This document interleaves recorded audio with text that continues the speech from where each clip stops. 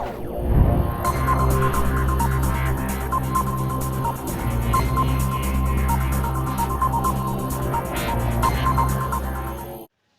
बच्चों, कैसे हो आप लोग।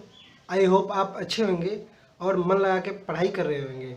चलिए, कल हम लोग एक्सरसाइज 3.5 का 2 क्वेश्चन किए हुए थे, क्वेश्चन 1 और क्वेश्चन 2। क्वेश्चन 2 का फर्स्ट किए थे और सेकंड चलते हैं। चलिए, एक्सरसाइज 3.5 मैथ्स CBSE, ठीक है।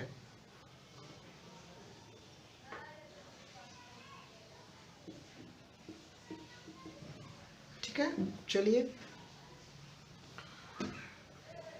Class 10th।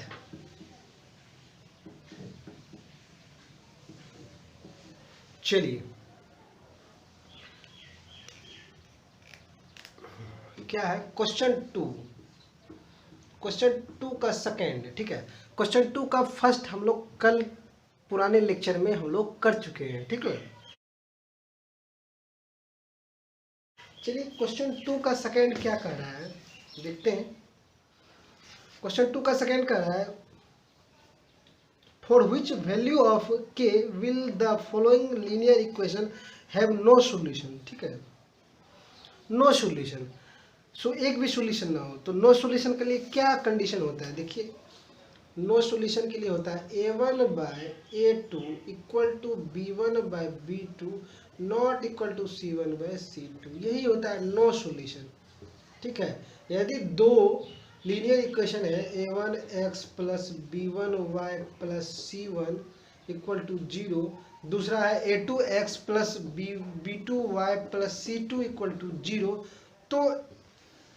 तो यदि ये कंडीशन आ गया तो हमारा क्या होगा, नो सॉल्यूशन हो, एक भी सॉल्यूशन नहीं होगा, ठीक है। तो चलिए हम लोग अब देखते हैं करके क्या बात है, ठीक है। चलिए, तो इसका इक्वेशन है 3x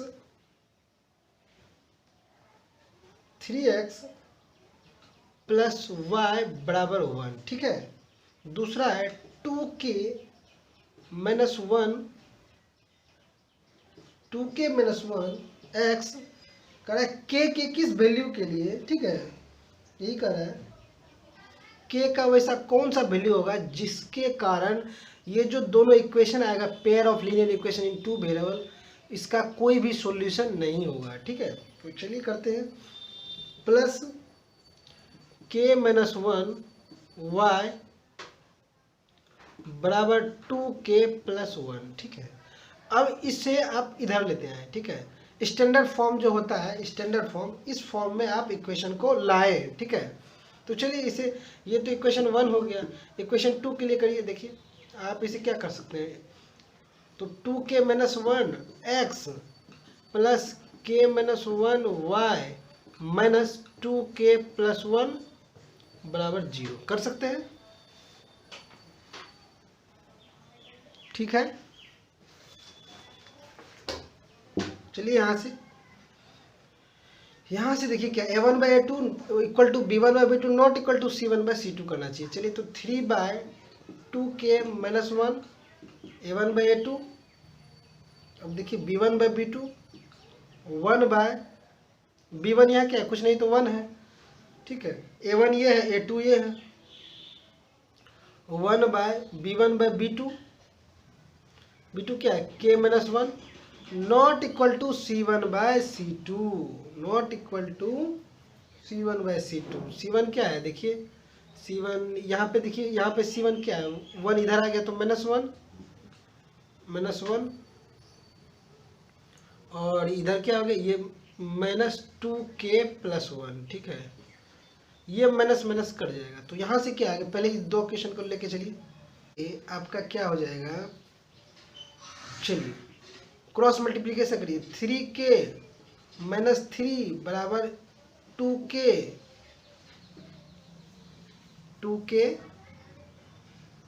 ठीक है।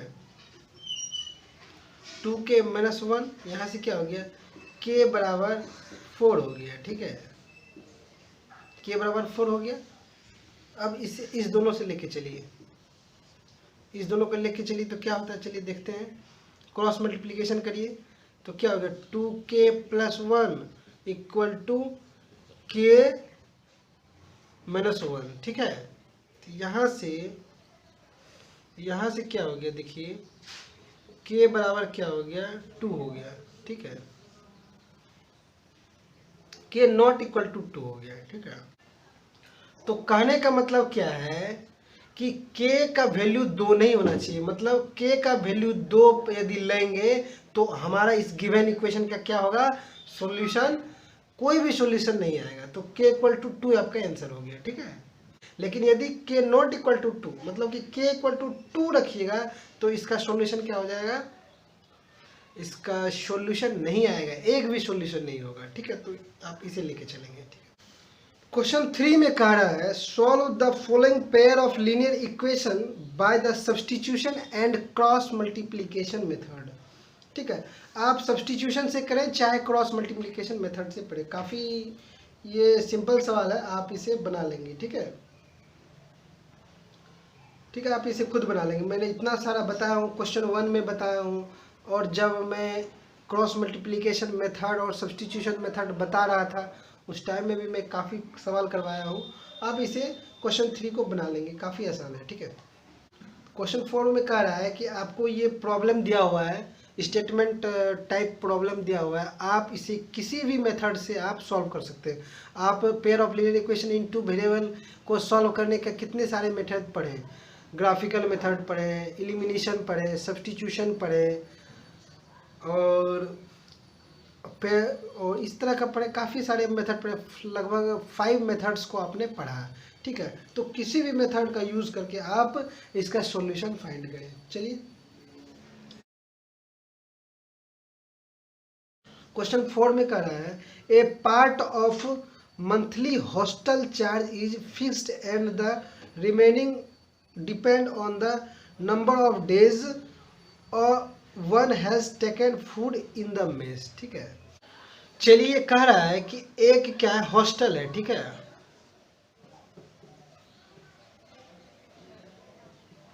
हॉस्टल है, एक हॉस्टल के लिए क्या है, हॉस्टल में स्टूडेंट रहते हैं, ठीक है। स्टूडेंट्स क्या रहते हैं वहाँ, उस हॉस्टल के लिए एक क्या मेस फैसिलिटी है, ठीक है, मेस फैसिलिटी है। और मेस का फिक्स्ड चार्ज है ₹X, ठीक है। मेस का कोई फिक्स चार्ज है, और हॉस्टल का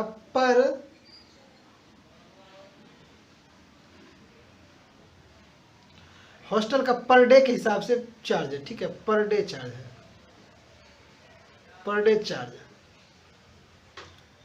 ₹Y, ठीक है। समझिए बातों को आप।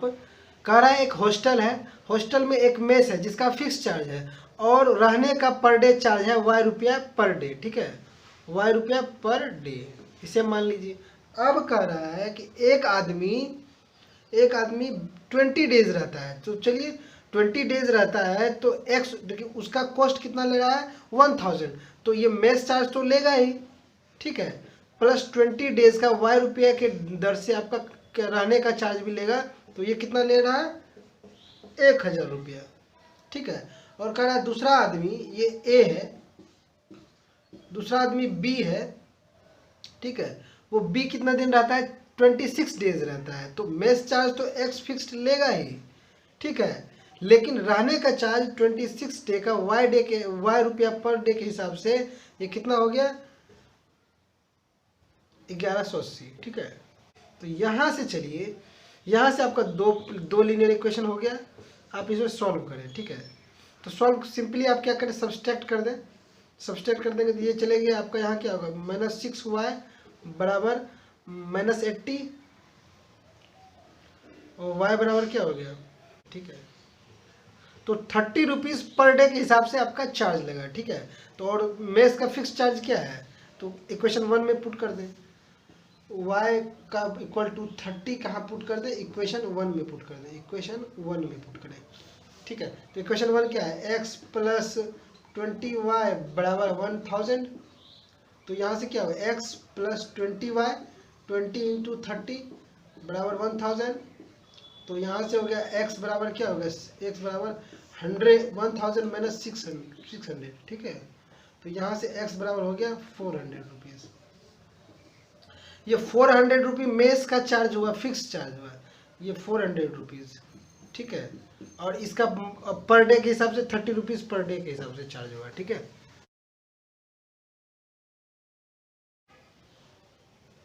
तो चलिए क्वेश्चन 4 काफ़ी आसान है। इस तरह का क्वेश्चन मैंने पिछले भी एक्सरसाइज में किया हूँ, तो ये काफ़ी आसान है। चलिए, ये कह रहा है एक फ्रैक्शन है, तो आप मान लीजिए लेट ए फ्रैक्शन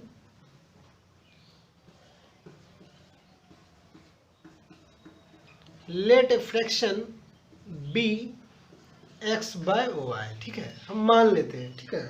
तो अकॉर्डिंग टू क्वेश्चन क्या कह रहा है, अकॉर्डिंग टू क्वेश्चन कह रहा है a fraction becomes 1/3 when 1 is subtracted from numerator. A fraction become 1/3 when 1 is subtracted from the numerator, ठीक है। न्यूमिनेटर से यदि हम 1 सब्सट्रैक्ट करते हैं, ठीक है, तो हमारा फ्रैक्शन क्या हो जाता है, 1/3 हो जाता है, ठीक है, ठीक है। चलिए, न्यूमिनेटर से 1 सब्सट्रैक्ट करिए तो क्या होगा, 1/3, ये इक्वेशन 1 हो गया। दूसरा क्या कर रहा है, दूसरा कह रहा है it becomes 1/4 when 8 is added to the denominator. कह रहा है कि यदि हम डिनोमिनेटर में 8 ऐड कर देते हैं तो ये क्या हो जाता है, 1/4 हो जाता है। ये इक्वेशन 2 हो गया। चलिए अब सॉल्व करिए, इसे काफ़ी आसान है, तो आप सॉल्व करिए। चलिए क्रॉस मल्टीप्लिकेशन करिए, तो यहाँ से क्या हुआ, इक्वेशन 1 क्रॉस मल्टीप्लिकेशन करिए, यहाँ से क्या हो गया, 3x माइनस 3x माइनस 3 बराबर क्या y हो गया, यहाँ से क्या हो गया 3x माइनस वाई बराबर 3। और इसको लेके चलिए, इसको करिए, क्या होता है, यहाँ से क्रॉस मल्टीप्लिकेशन करिए, 4x बराबर क्या y plus 8, 4x minus Y बराबर 8, यही हो गया। तो यहाँ से चलिए क्या, ये इक्वेशन फर्स्ट हुआ। दूसरा इक्वेशन क्या है, 4x माइनस वाई बराबर 8, ठीक है। चलिए यहाँ से क्या हो, ये इक्वेशन 2 हो गया। तो यहाँ से आप देखिए सिंपली आप सब्सट्रैक्ट कर दें, ठीक है, सब्सट्रैक्ट कर दें, प्लस है तो माइनस, माइनस है तो प्लस, और यहाँ प्लस है तो माइनस कर दें। तो यहाँ से क्या हो गया, देखिए ये y कट जाएगा, तो यहाँ हो गया माइनस एक्स, 4 में से 3 गया माइनस एक्स बराबर क्या हो जाएगा, -5। तो x बराबर क्या हो गया, 5। ये x बराबर 5 आपका सॉल्यूशन है। अब y का वैल्यू निकालें।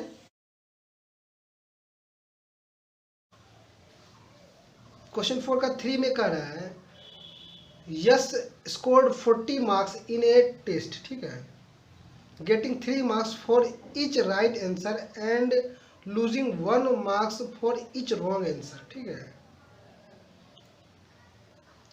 Had 4 marks been awarded for each correct answer and 2 marks been deducted for each incorrect answer, the yes would have scored 50 marks.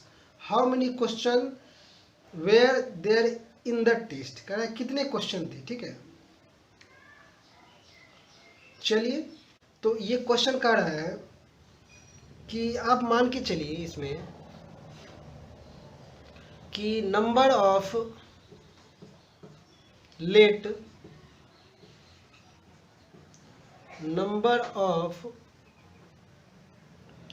Correct answer, ठीक है, करेक्ट आंसर बराबर x, ठीक है, और नंबर ऑफ इनकरेक्ट आंसर बराबर y, ठीक है। तो कह रहा है कि जो यस है ये 40 मार्क्स प्राप्त करता है यदि 3 मार्क्स करेक्ट आंसर के लिए देता है और 1 मार्क्स इनकरेक्ट आंसर के लिए मिलता है, ठीक है। तो वो क्या कर रहा है, 40 मार्क्स प्राप्त करता है। तो हम मान के चल रहे हैं करेक्ट आंसर क्या है, x है, ठीक है। तो correct number of correct answer x है और हर ईच करेक्ट का कितना मार्क्स मिल रहा है, 3 नंबर मिल रहा है, ठीक है। एक करेक्ट आंसर पे 3 मार्क्स मिल रहा है, तो हमारे कितने करेक्ट आंसर है, x है, ठीक है। तो कितने मार्क्स हो गए, 3x हो गए। फिर से समझिए, एक करेक्ट आंसर पे 3 मार्क्स मिल रहा है और नंबर ऑफ करेक्ट आंसर क्या है मेरा x है, तो हमारा टोटल करेक्ट नंबर कितना हो जाएगा 3x हो जाएगा। ठीक है, क्या कर रहा है, रॉन्ग आंसर के लिए कितना कट रहा है 1 मार्क्स, तो हमारा रॉन्ग कितने इनकरेक्ट कितना है y है। नंबर ऑफ इनकरेक्ट क्वेश्चन हमारा क्या है y है। ठीक है, और एक इनकरेक्ट क्वेश्चन के लिए हमारा 1 मार्क्स कट रहा है, तो यही है।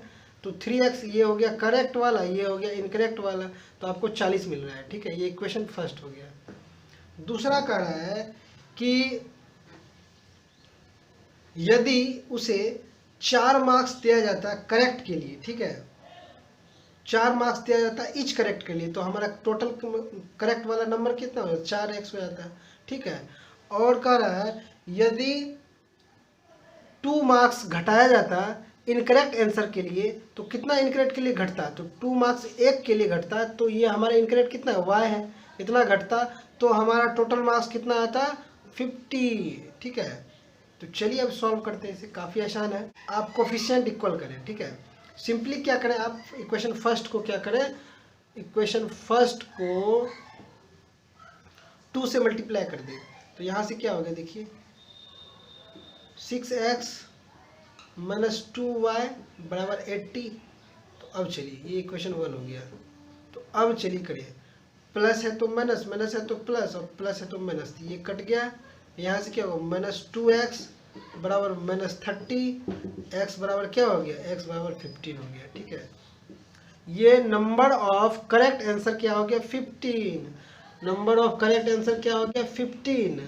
ठीक है, अब क्या करना है, अब देखिए number of incorrect answer find करना है। तो नंबर ऑफ इनकरेक्ट आंसर के लिए क्या करें, चलिए फिर से करते हैं, यही करिए 3x माइनस 1y बराबर 40, यहाँ से क्या x बराबर 15 है, 3 इंटू 15 माइनस 1y बराबर 40, तो यहाँ से कर लीजिए 15 3 जा 45 माइनस y बराबर 40, यहाँ से y बराबर क्या हो गया, y माइनस y बराबर क्या हो गया आपका माइनस 5, y बराबर हो गया 5।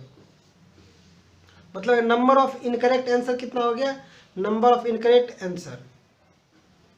ठीक है, तो नंबर ऑफ इनकरेक्ट आंसर कितना हो गया आपका 5 हो गया। ठीक है, यही आपका आंसर हो गया। चलिए बच्चों, इसके बाद हम लोग कल पढ़ेंगे, तब तक के लिए बाय, टेक केयर, अपना ख्याल रखें। Subscribe now and press the bell icon. Never miss an update.